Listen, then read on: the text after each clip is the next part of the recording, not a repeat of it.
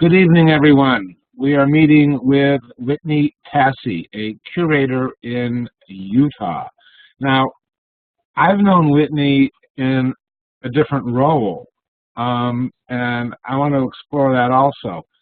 And because she was working for an art gallery in Chicago until somewhat less than a year ago. I don't recall the exact date.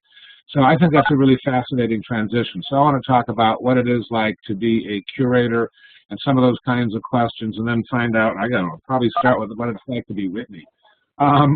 You were raised in New York, upstate New York, is that right? A little bit. I was born in New Jersey. I lived there for 3 years, then upstate New York for 5, then Chicago for 3, then Houston for 5, then Orlando for 3, then back to upstate New York for 5, and then Chicago for 7, and now I'm in Utah, Salt Lake. How can you keep track? Was your family in the military? No, my dad just moved laterally as opposed to staying at one company the whole time. Far out. Okay. And you went to art? Huh? And now I get antsy. I haven't stayed anywhere for a long time. I don't like it. You were in Chicago for a while, yeah. Longest I've ever lived anywhere. And you went to art school? Yes, I got my master's in modern art history, theory, and criticism at the Oh, school. wait, but did you ever think you wanted to be an artist? Oh, no. No. Oh, no.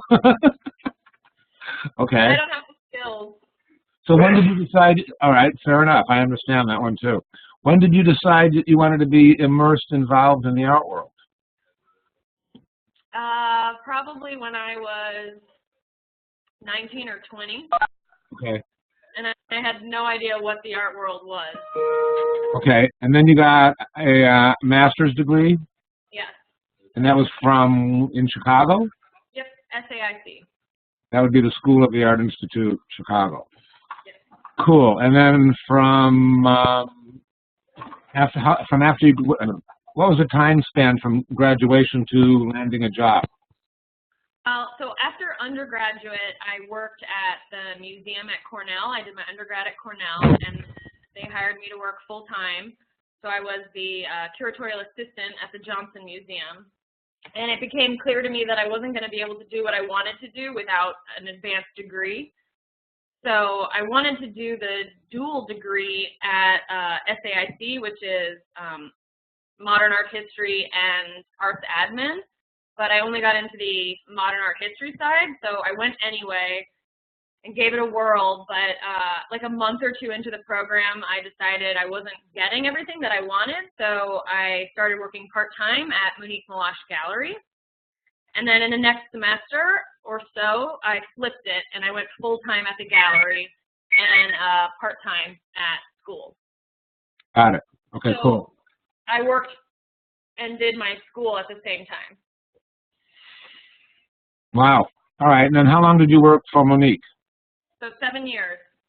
All right. I started as a part-time employee, gallery assistant, and then became her first ever director. Okay, cool. Let's get back to that after a bit. And then I guess it's fair to say that you felt like you wanted to move on and do something different and that you didn't know. Well, tell me. So you'd been with Monique for 6, 7 years, and then you decided you wanted to do something else.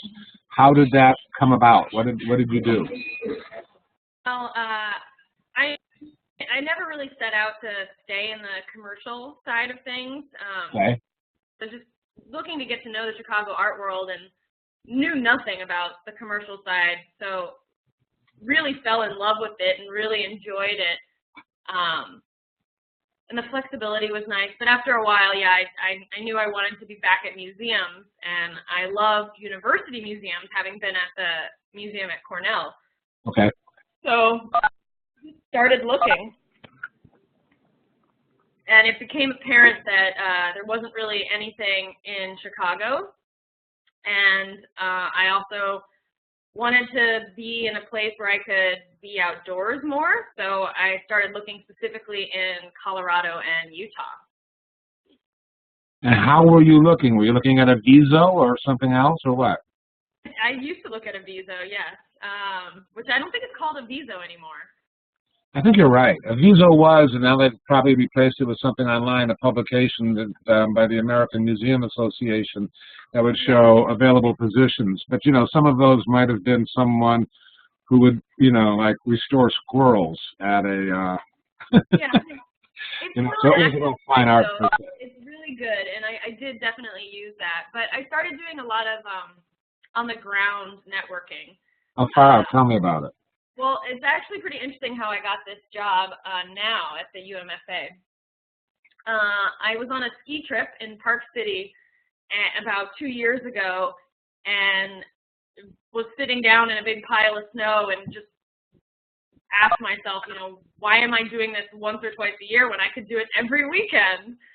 So I went back after the ski trip and just started investigating Salt Lake's art scene and Denver's as well, and just put feelers out, like emailed colleagues, cold calling sort of emails.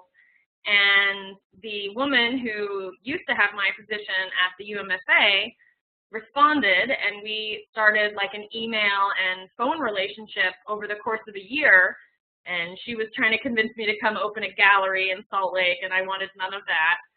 And she told me about the art scene and what was going on in the museum, and we sort of got to know each other. And then she mentioned that she was leaving.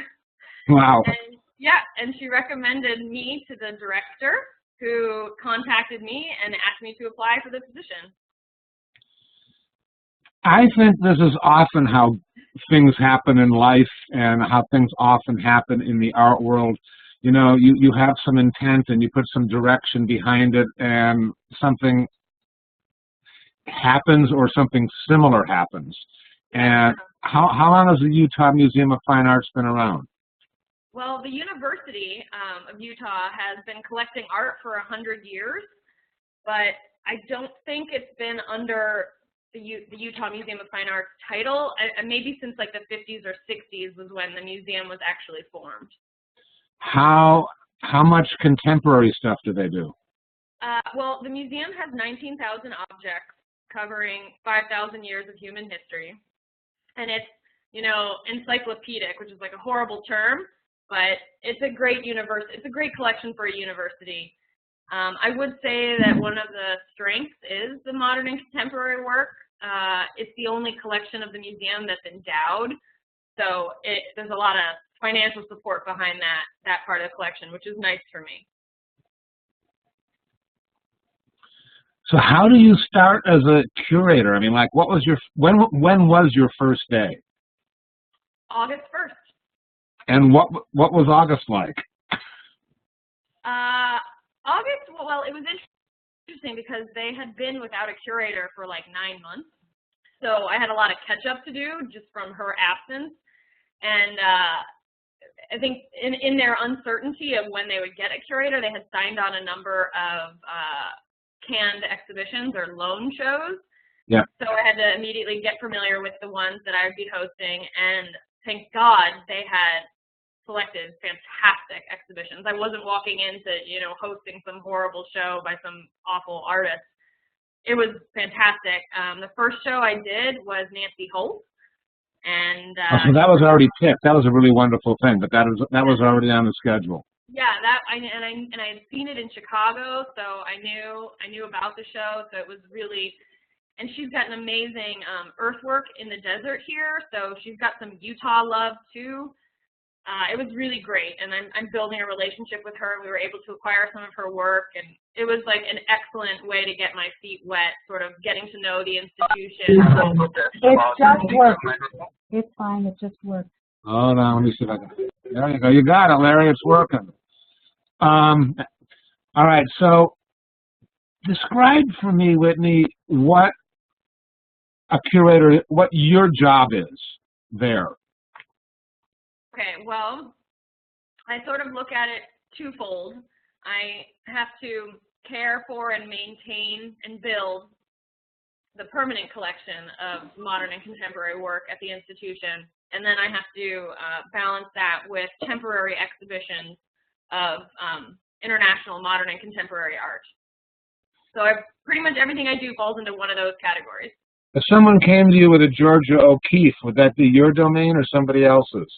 That would be interesting. That's like the perfect artist to bring up yeah, because I would of course say that was mine. Yep. But the museum has one other full-time curator, and her title is Curator of Arts of Utah and the West.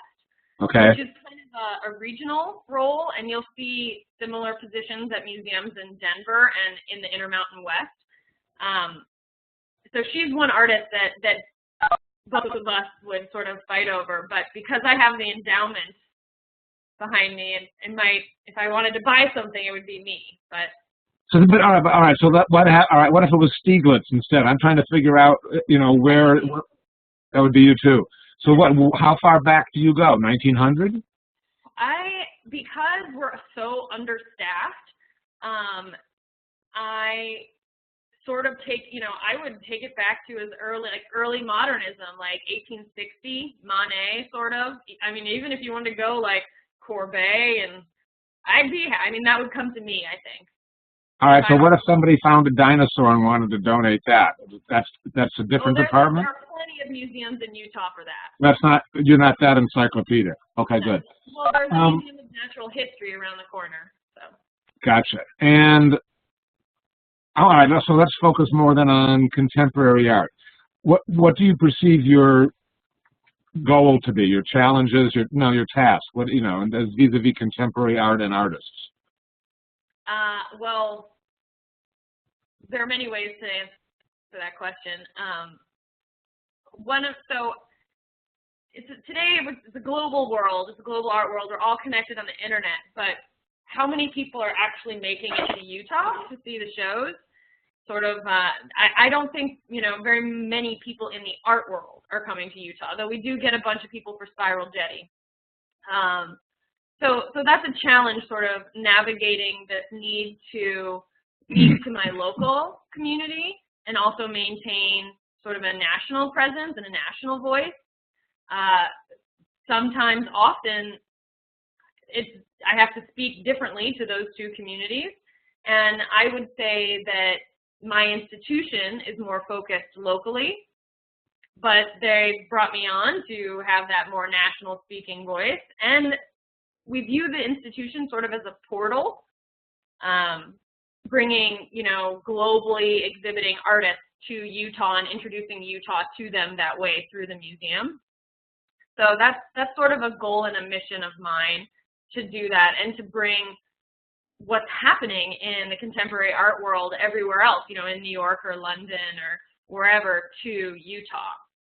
There aren't very many other art institutions here doing that. So Nancy Holt is a pretty wonderful exhibit because it addresses the whole ball of wax.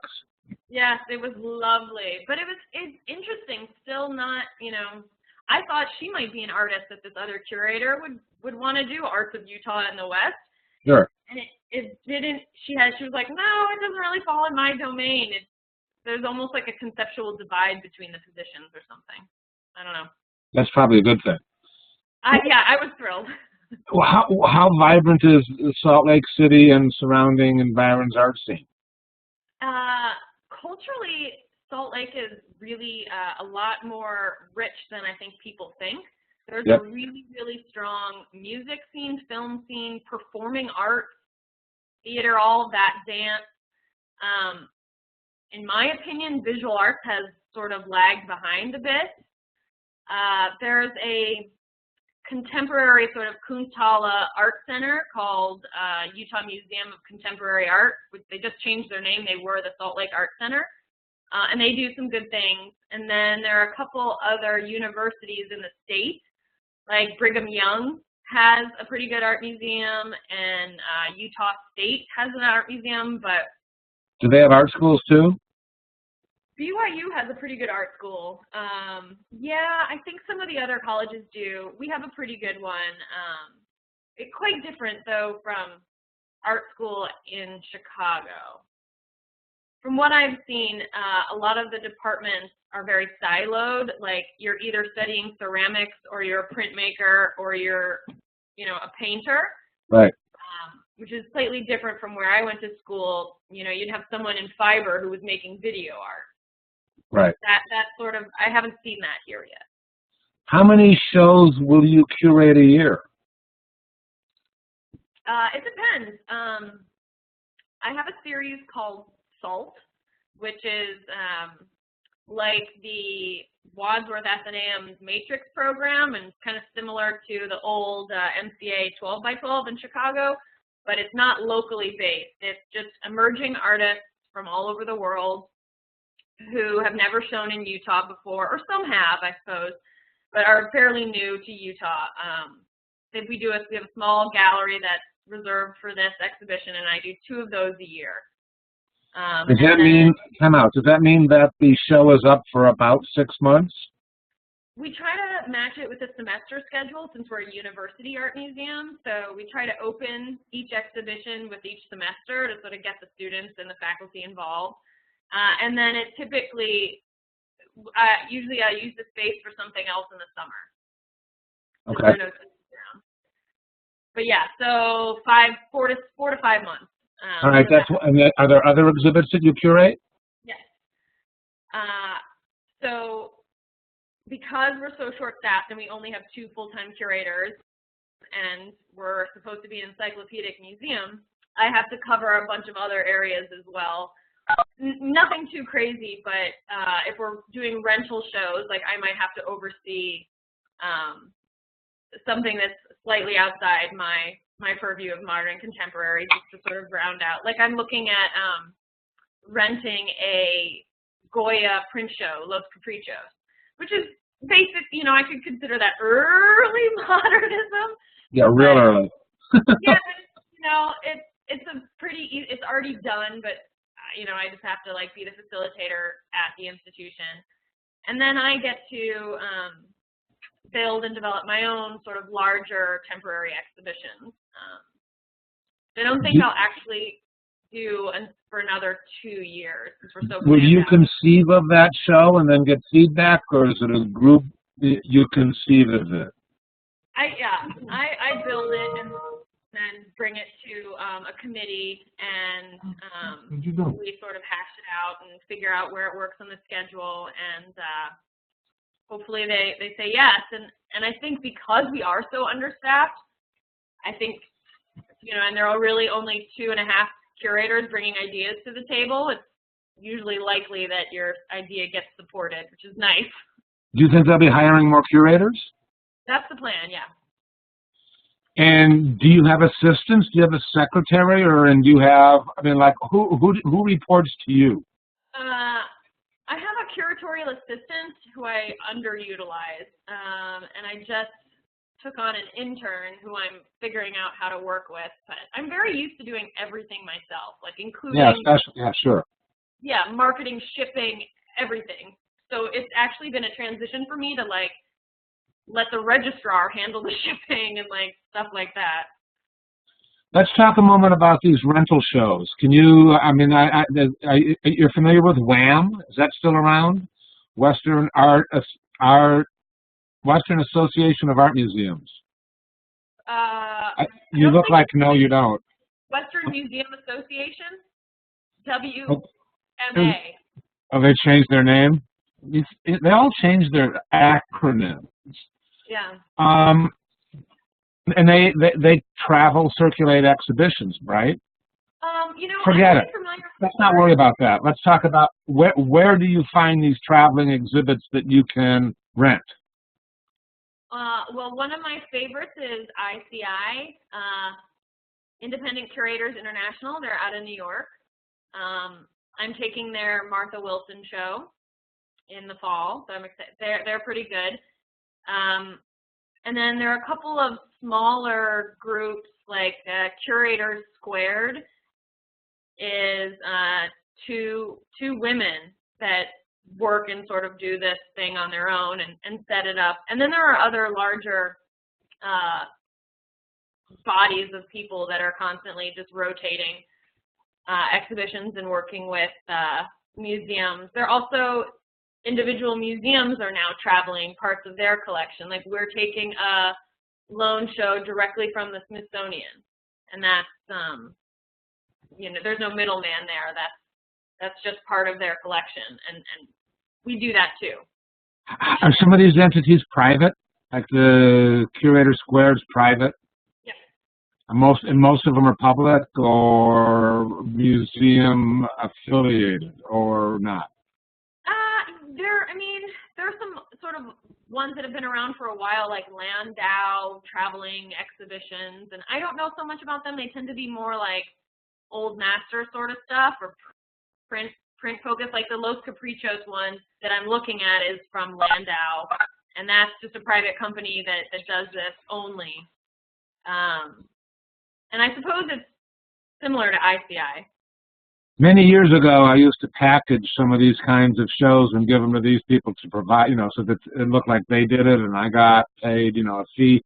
But like, it's expensive, these shows that travel. Do you think?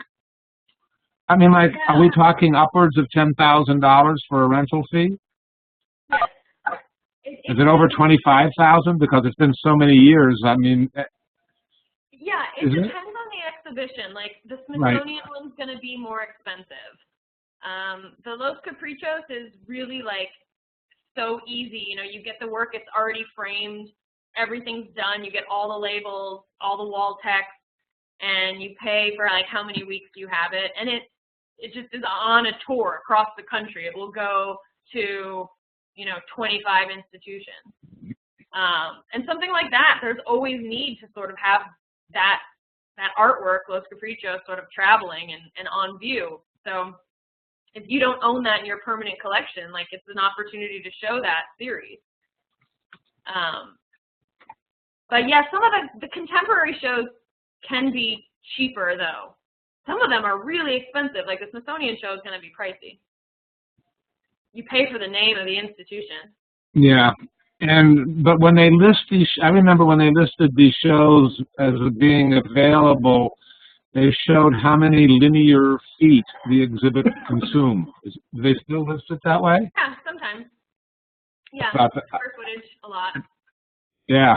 I thought that was kind of humorous. It didn't seem to me to have much to do with aesthetics as much as it had to do with, I suppose appropriate, huh?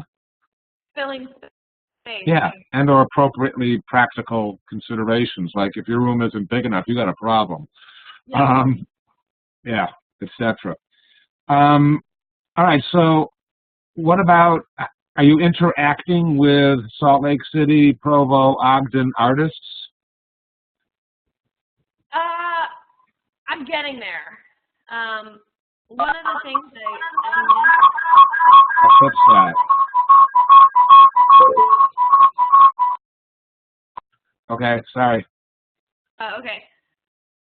One of the things I miss about working in a gallery is that close contact I used to have with artists all the time.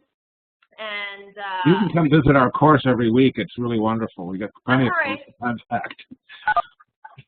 Go ahead, I'm sorry. No, but so I haven't actually, I've just been here 6 months or so, so I am getting to know the art scene, and I have been to some open studios, but I haven't been too aggressively getting to know individual artists yet. The local Contemporary Art Center has a locals only gallery that they do, solo shows with local artists every once in a while. So that's been a nice way to get to know the artistic community here. Okay, so how would artists from Utah, whoa, here's Whitney, she's brand new, let's get in touch with her. What do we do? And how do we get her attention? How's that work? What do you do? What do they do? How are people getting in touch with you? How are people getting in touch with me? I don't ever. Let's turn it around. Let's turn it around. How are you finding out about artists you might want to check out further? Well, sort of the same way I always did it as at a gallery, just reading and seeing shows and going to art fairs and listening to my colleagues and looking at what my colleagues are doing. Yeah, not a big fan of the cold call artist submission. That's always, I sort of, even though that seemed to work for me to get this job, I don't know. Uh-huh.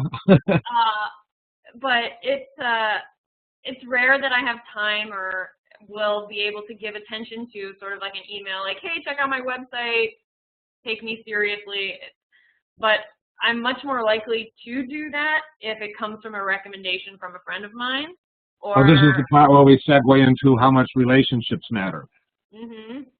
Talk about that for a moment. I mean, so there are people whose ear or eye you trust who have your ear, and they say, Whitney, I just saw this artist that I think you're really going to love. Would you take a look? Yes, of course. Or if it's, you know, yeah, I mean, it could be any number of things. Like, and maybe I do it just so that the next time I see that person, I can be like, yes, I checked out that artist and whatever. Or maybe it's because I really trust their eye. Or maybe it's because they're a board member and I kind of have to. Right. But yes, I mean, that's definitely a way to get my attention. I always say, like, if you're an artist and you want to contact me, don't do it yourself. Find someone else to have them contact me, and then I'll check out your stuff. That's well put. I mean, I say things similarly, but I think you said it better. You talked about the board. How much is there? I mean, I want you to answer the question, but I don't want to compromise you. So, is there pressure from the board on you aesthetically in terms of? Okay. Not that I've noticed yet. So my position is fairly new. Before me, the curator had the job for 3 years, and she was the first contemporary curator. So even though we've had this endowment and the museum has been acquiring works of modern and contemporary art, the institution is new to contemporary art, new to the art that I'm showing, new to the artists that I'm working with, new to that style, new to even working with living artists. And they're really I think that's the best. I mean, it's such a cool position for you to be in.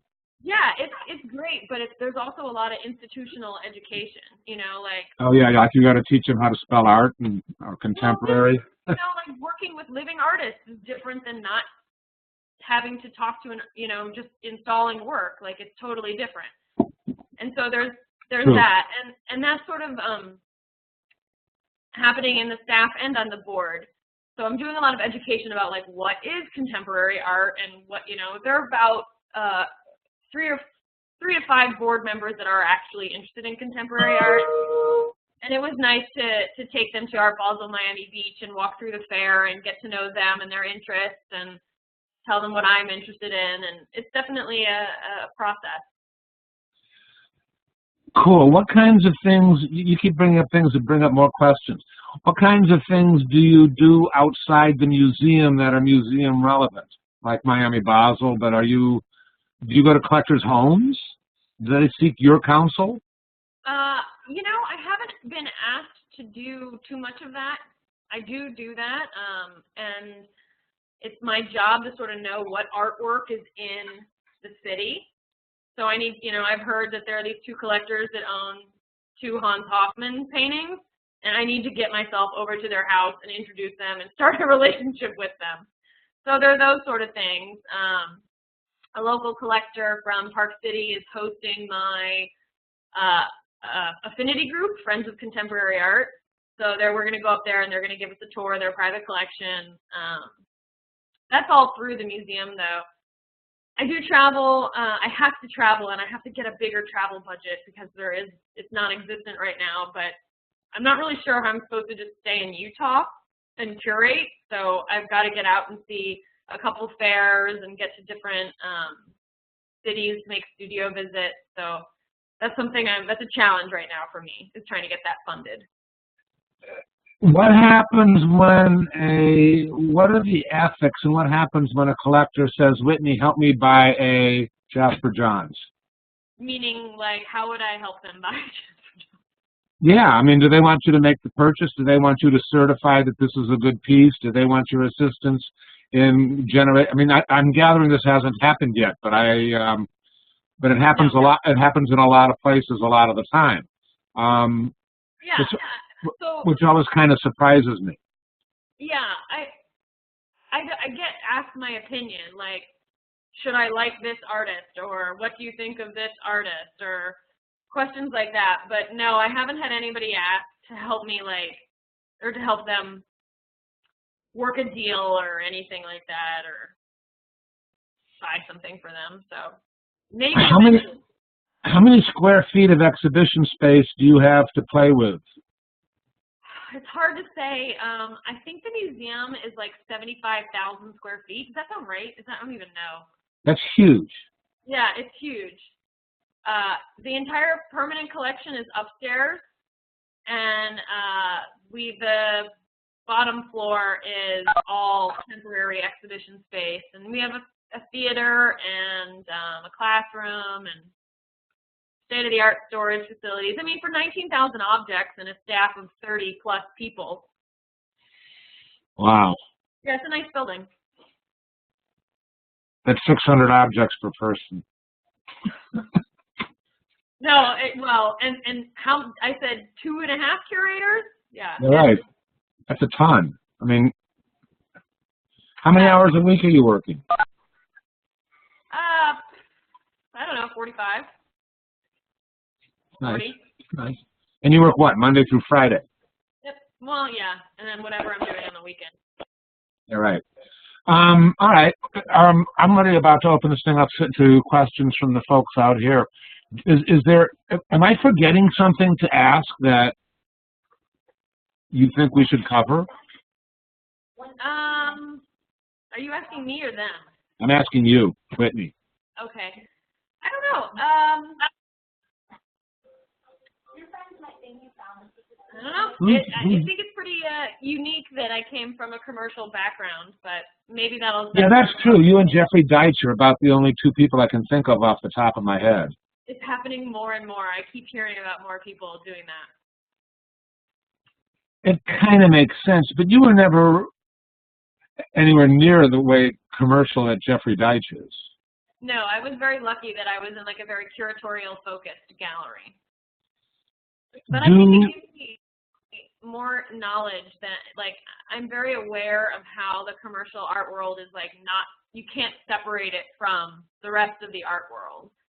So I think I have sort of a knowledge of how that side of the world works, which informs the way I work with other people. Helpful.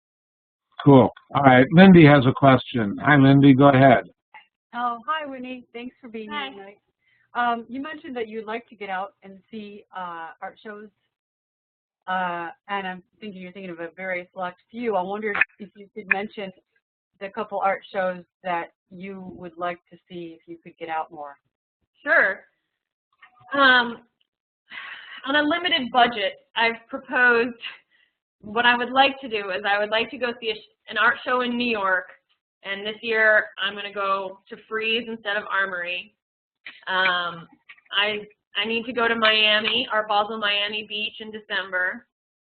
And then for a third, I'd like to do a third domestic show. This year I went to Chicago because it was a nice connection for me.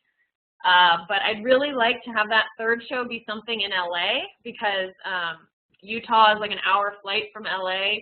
And my brain is much more East Coast. I'm constantly thinking about the galleries and the artists I know in the East Coast and the institutions as well. So I'm trying to get more aware of the scene that's happening in LA. There's some really awesome stuff. I don't think it's going to happen this year, but eventually I'd like to do New York, Miami, LA, and then if possible, I'd love to get an international fair or biennial in there, but it's tough to get that funded. Is your seat funded? I mean, you know, like in Chicago museums, it's the so-and-so something curator of. No, we're trying to do that. It would be fantastic. When you work on an exhibit, are you involved in fundraising? Yes, and more so, definitely. Is that annoying, or is that okay, or?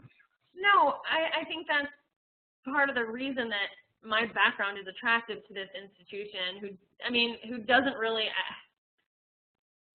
funding contemporary art in Utah is a challenge in some respects. I mean, there are only a handful of collectors out there that are collecting contemporary art in Utah, and we're still learning as an institution how to do all these things. We just applied for the first time for a Warhol Foundation grant. And I think, you know, we're growing as an institution, and we're learning more about these ways and how to fund contemporary art, but it's a very big challenge. It's kind of a weird thing because I have the reverse that I think a lot of my colleagues have. I have an endowment to buy art, which is fantastic, and most of my other colleagues have no money to buy art, but they have exhibition funding, and they have, you know, development teams that know how to work with contemporary art, and a local collector base that's excited to support exhibitions. And that's where my challenge is growing that capacity of the institution. Yeah, that's not so easy.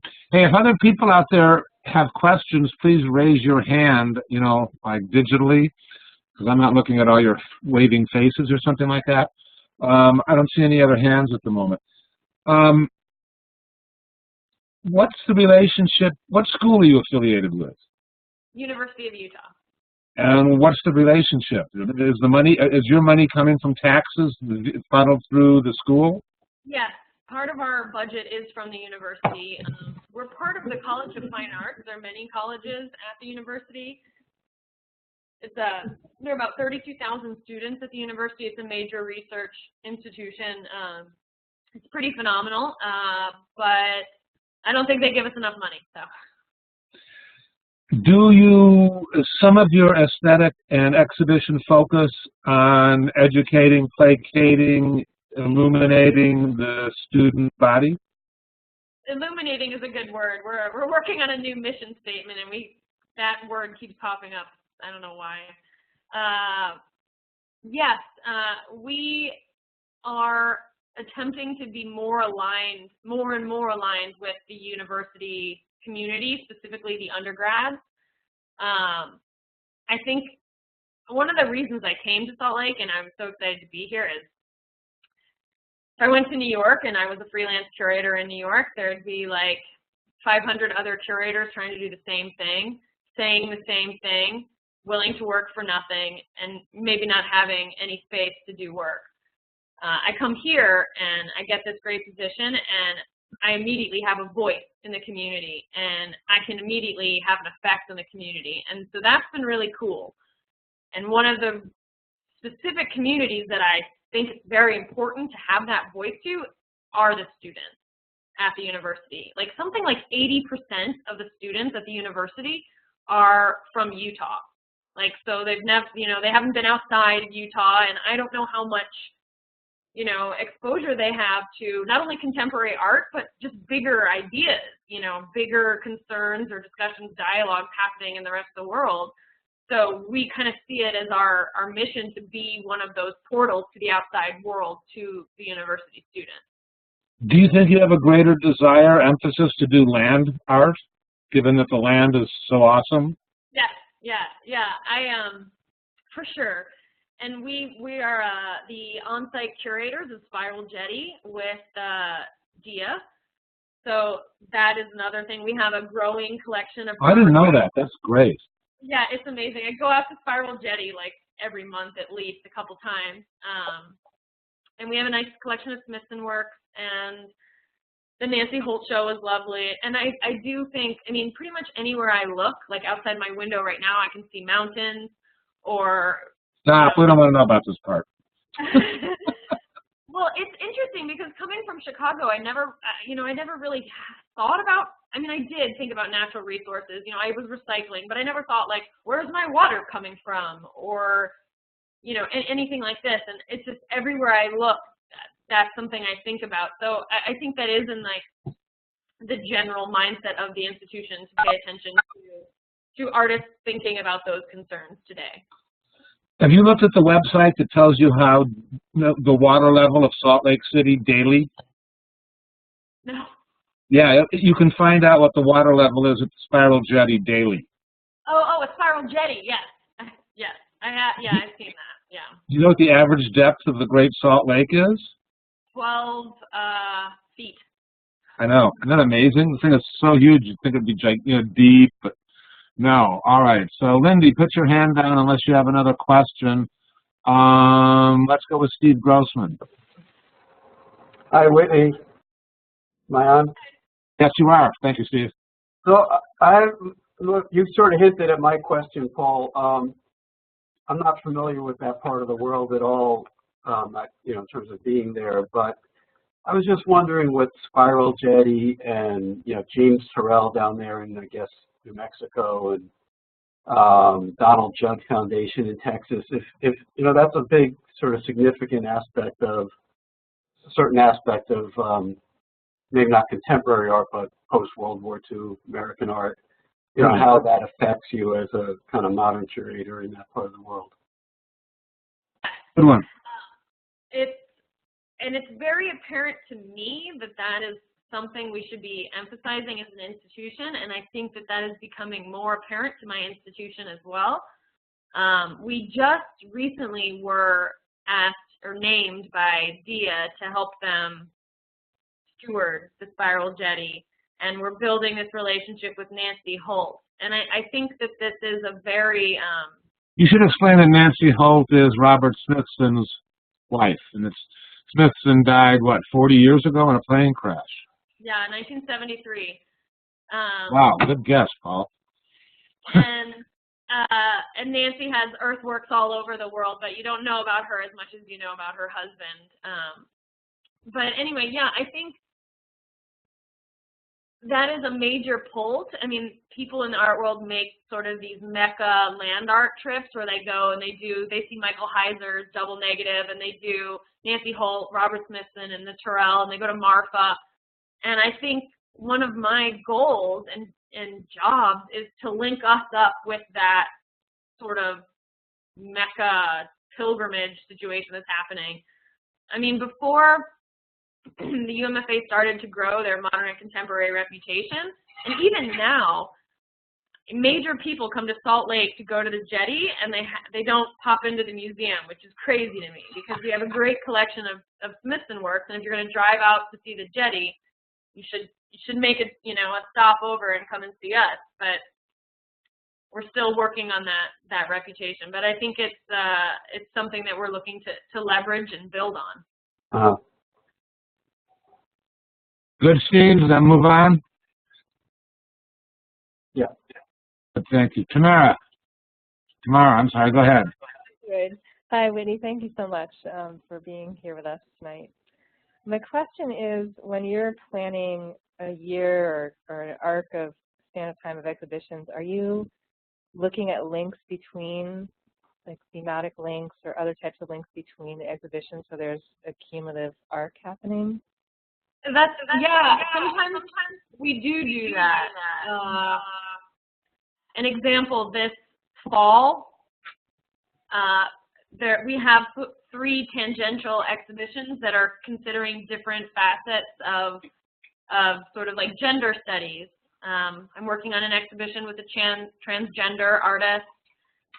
We're showing Martha Wilson, who is looking at concepts of performing gender, and we're showing a print exhibition that has a number of female artists from the 70s in it. So our education department will do a lot to sort of voice those exhibitions together, as well as our marketing department. It doesn't always happen like that, but sometimes it does. And sometimes I think that's really nice. And in an institution at a university where we all view ourselves as educators, everybody down to like the janitor, like we're here for the students to learn and for the community to learn. So when you have an opportunity to look at something from so many different viewpoints, you know, from an exhibition that might speak to a 5-year-old to one that might speak to the new Hispanic population in Salt Lake, it's just a richer way to look at, you know, that concept and a more complex way to have that conversation. But it doesn't always work out that way. That's not like it's not like this year is the year of the whatever, you know, but we do get excited when things line up, and it's fun to work that way. Is there any thought that you would be involved in teaching? Would you actually teach a course at the school?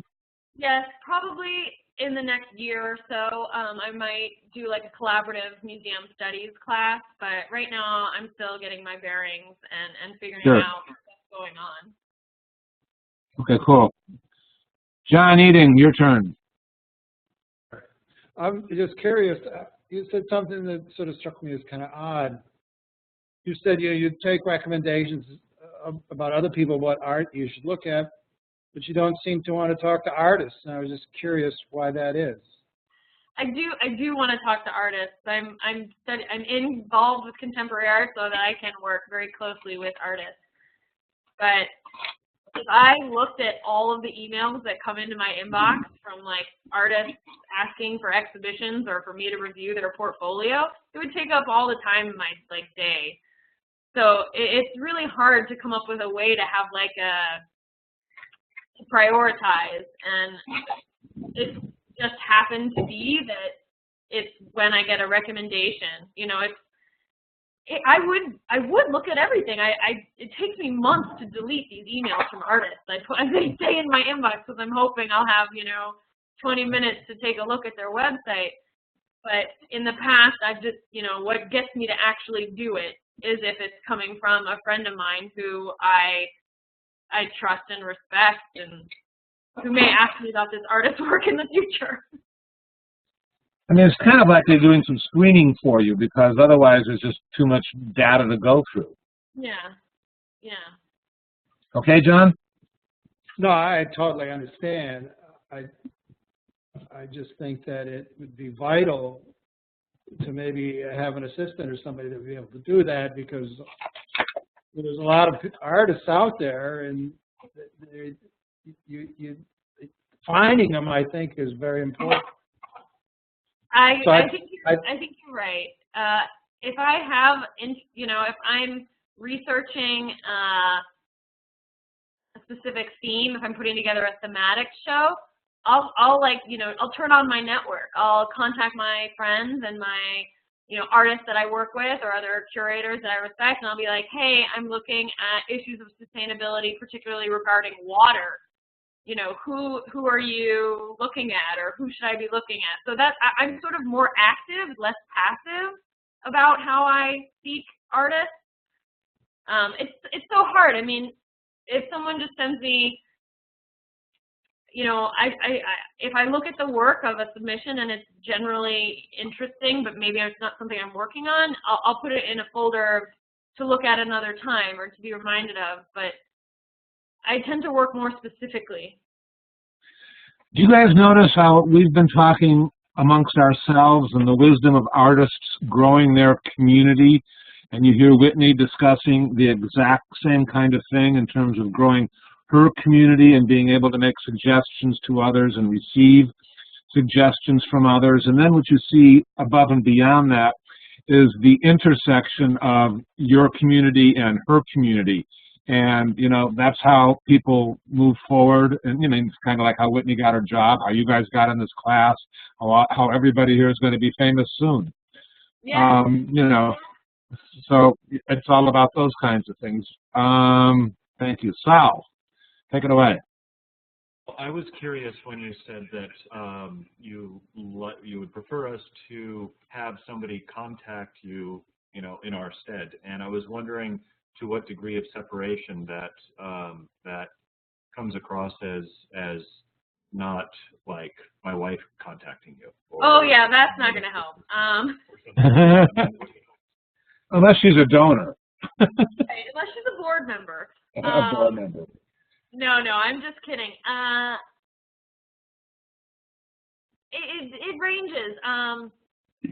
Right now I'm trying to grow our connections with the university. So if a faculty member says, hey, you should take a look at this student of mine, or, my friend who's making work, I might take that seriously and take a look at it, especially because it's someone I might run into or work with in the future. But mostly it's good if it's coming from somebody you already know and respect. Yeah. So, it could be someone I've worked closely with or someone I've never met but know their work. As a microcosm, Sal, as I suggest to you guys, that one of the best ways to go about establishing a relationship with an art gallery is having a friend that is showing with that gallery and has a good relationship with the gallery, and ask that friend if they would introduce you to the people that run the gallery. This is a direct parallel to that. you I know. don't see any more hands. I got a couple more questions. Oh, wait, there are more hands up here. My apologies. It's a long list. C, take it away. Hi, Whitney, how are you doing? Thanks for being with us today. Of course. I was wondering, you mentioned that you do some readings to find some of your new artists, and I was wondering, what are you reading? That's a good one. Yeah, well, and it's more and more important being in Utah. I'm able to see less work, so I try to be diligent about covering Art Forum, Art in America, modern painters. There are a couple websites I check. I should check them more frequently. Art Info, Art Daily. What else? I've just started using Twitter. So I don't really tweet, but I sign up to receive blasts from different art organizations that help me keep tabs on who's showing what and where and when. So like eFlux or Art and Knowledge, or I can follow a couple critics that I really like, see what they're talking about. That's interesting. I don't know that I've ever heard a curator before say they pay attention to critics. And I think that's a good idea. Do you want to name names of critics you particularly like? Oh, gosh. Well, I'm a sucker for Peter Sheldall. Okay. Who writes for the New Yorker, and so I pretty much read everything he writes. What about Christopher Knight? Wait, I'm thinking of someone else. Who's Christopher Knight? Who does he write for? He writes for a newspaper in Los Angeles. He is a friend on Facebook. He posts millions of good ideas. Not all art, but he's a lot of fascinating commentary. Are you a friend of Kenny Schachter's on Facebook? No, but I should be. That'd be a good one. He's doing a webinar with us next week. I mean, you can sit in on it if you want, but I mean, he's very provocative on Facebook. It's he says things that you would think you would be disagreeing with, and you find yourself nodding. Jennifer Higgy writes for Freeze. I follow her. Pedro Velez is very vocal out of Chicago. He's used to write for ArtNet. I don't know what he's doing now, but who else do I like? Art Fag City out of New York I like. I don't know. Those are all good. Annette, your hand went down. You can put it back up if you want. And Andrea, you have a comment you would like to question? There. I want to ask about when you said when you're putting together a show, you are sort of more actively seeking out artists or that are going to go with that theme. And I wonder how you go about that.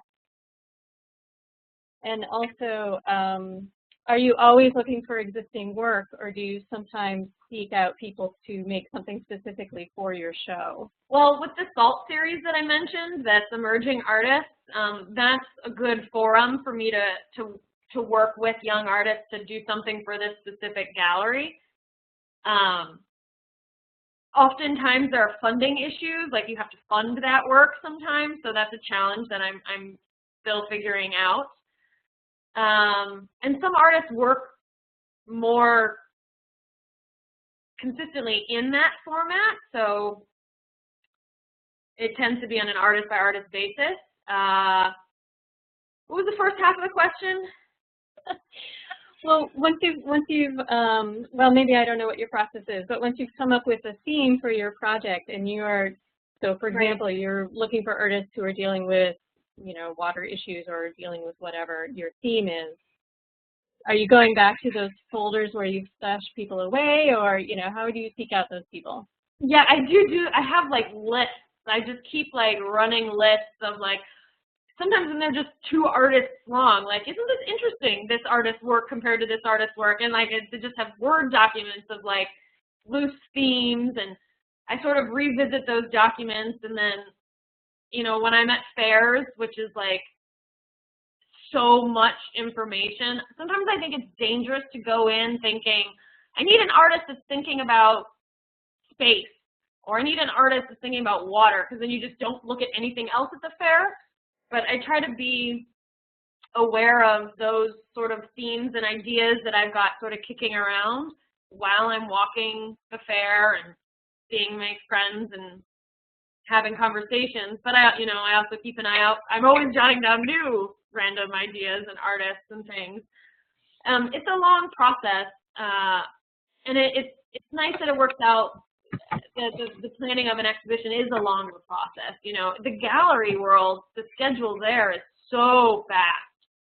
So I'm transitioning off of doing so many shows a year, all me at the gallery, like fast, to having time to build an exhibition. So it's a strange but nice, welcomed transition. You said you worked at a place that was a curatorial focused gallery. What does that mean?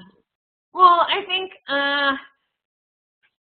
there are a lot of galleries that are only looking at the bottom line and are more interested on what's saleable. And I was very lucky that this gallery was fortunate enough to not have to be concerned with what's saleable. Instead, they were, more interested in artistic integrity and, work that needed to be shown and might not be saleable, like we still wanted to show it. So that was a luxury. Not every gallery is like that. You guys as artists have to ask yourself, that's a good thing to know about a gallery, but it's an interesting question as to whether you would want to be represented by a gallery that doesn't need to make a living off the art sales, or whether you would prefer to be represented by a gallery that has to sell your art in order for them to survive. And, there are different kinds of pluses and minuses to that. And, it may be difficult to find out what the case is with any given gallery that may be interested in you, or vice versa. Whitney, does religion play a role? Does the influence of Mormonism have anything to do with, what's going on there? There being your institution? Yes.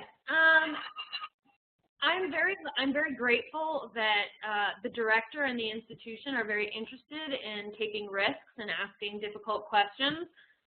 So we don't really have any censorship issues or limitations, but we're very aware of our community. And a large part of Salt Lake would be considered on the conservative side of things. So we're aware of that, and more so than other institutions, I would think. But you're not challenged or inspired or encouraged to do Mormon-based exhibits.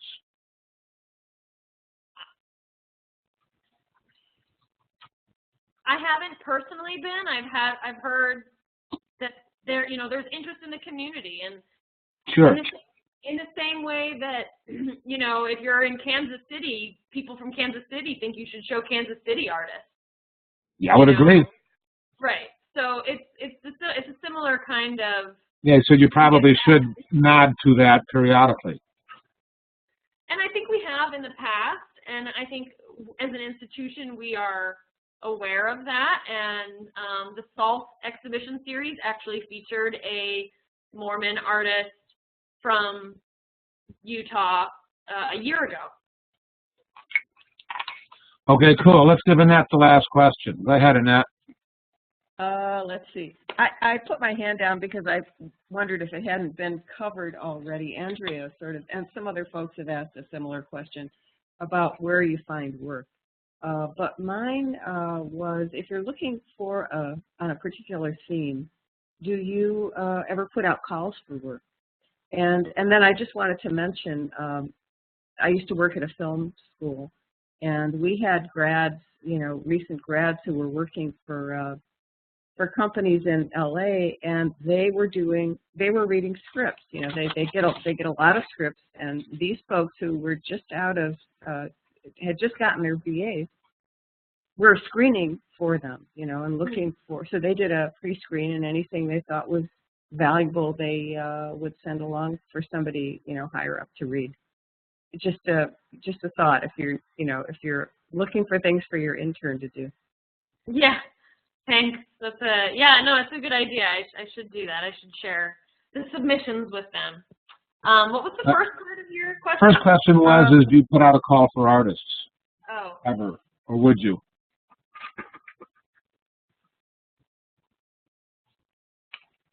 hard to say yes or no to that question. I haven't put out a call to artists before. It tends to open up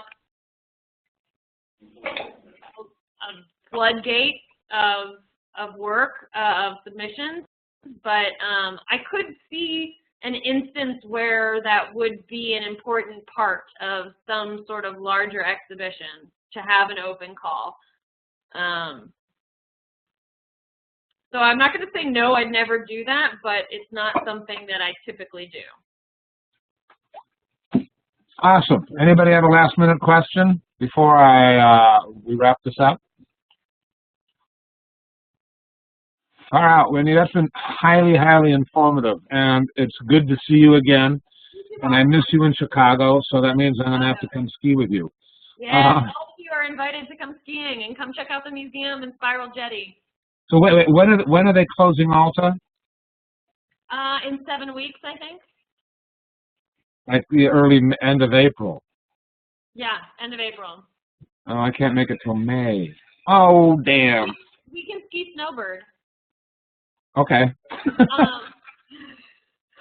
anyway, Paul, I wanted to tell all the people that I can't see you guys all right now, but now that we've had this intimate conversation and, you know, you've been staring at my face for the last hour or whatever, please feel free to follow up with me and to send me a link to your website. And you should be doing that with all these people, right?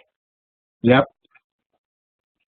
That's really wonderful. I really appreciate that generosity on your part. And I think it's fair to say that it would be real difficult for you to answer everything all these people might be sending you, but that you'll be looking at it. Yeah, definitely, yeah. All right, well, let me unmute everybody so we can all... Huh? Paul-Klein's name in the email subject line or something. Yeah, and then attach a $1 bill to the email, too. All right, Whitney, thanks a ton. Thank you. Whitney. Whitney. Thank you.